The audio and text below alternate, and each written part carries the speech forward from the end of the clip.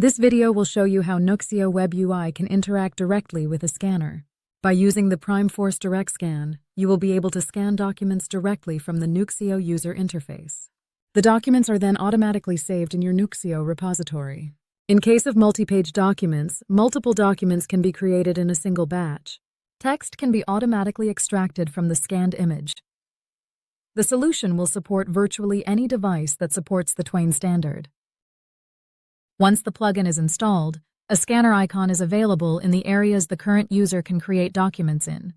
You can select any scanner that is configured in your local PC.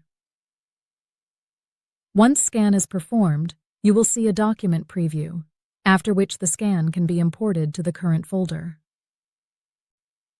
You could now fill the document's metadata with the information read from the document.